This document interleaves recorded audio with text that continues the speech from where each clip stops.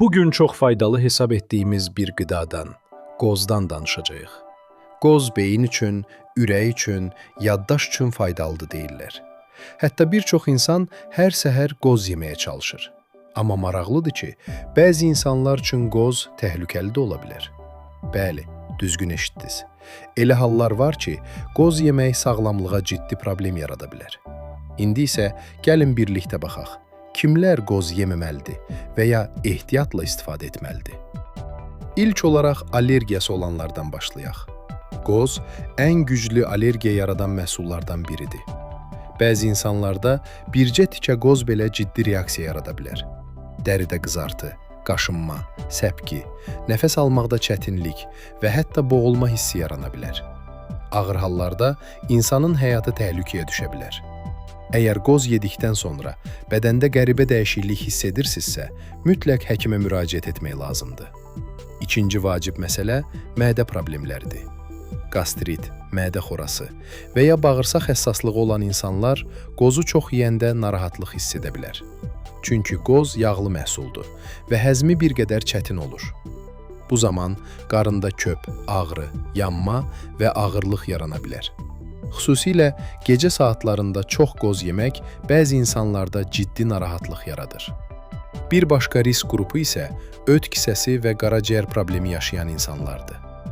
Qozun tərkibində faydalı yağlar olsa da, çox istifadə ediləndə öd kisəsini yora bilər. Öd daşı və ya öd axarında problem olan insanlar həkim məsləhəti olmadan həddindən artıq qoz yeməməlidir.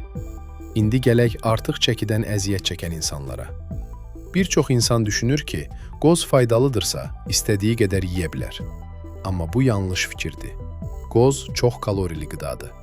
Az miqdarda faydalıdır, amma normadan artır istifadə çəki artımına səbəb ola bilər. Diyetoloqlar adətən gündə 4-dən 7-yə qədər ədəd qozu normal hesab edirlər. Kiçik uşaqlarla bağlı da diqqətli olmaq lazımdır. 3 yaşdan kiçik uşaqlara bütöv qoz vermək təhlükəli ola bilər, çünki boğulma riski var. Bundan başqa, uşaqlarda allergiya ehtimalı da yüksəkdir. Ona görə valideynlər diqqətli olmalıdır. Maraqlı məqamlardan biri də budur ki, qoz bəzi insanlarda baş ağrısını artıra bilər. Xüsusilə miqren problemi yaşayan insanlar qoz yedikdən sonra ağrıların gücləndiyini hiss edə bilərlər. Bu hər kəsdə olmur, amma belə hallara rast gəlinir. Böyrək daşı problemi olan insanlar üçün də qozun həddindən artıq istifadəsi məsləhət görülmür. Çünki qozun tərkibində oksalat maddəsi var. Bu maddə bəzi böyrək daşı növlərinin yaranmasını sürətləndirə bilər. Bir məsələni də unutmayaq. Bazarda satılan köhnə və düzgün saxlanmayan qozlar təhlükəli ola bilər. Acımış və kiflənmiş qoz qaraciyərə zərər verən maddələr yarada bilər. Ona görə qoz alarkən təzə və keyfiyyətli olmasına diqqət etmək lazımdır. Bəs qozu necə yemək daha faydalıdır? Mütəxəssislər bildirirlər ki, qozu axşamdan suda isladıb, səhər yemək daha yaxşıdır. Bu zaman həm həzmi asanlaşır, həm də faydalı maddələr daha yaxşı mənimsənilir. Sonda isə bir daha qeyd edək.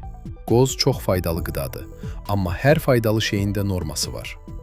Əgər allergiyanız, mədə probleminiz və ya başqa sağlamlıq probleminiz varsa, qozdan istifadə etməzdən əvvəl mütəxəssis məsləhəti almaq vacibdir.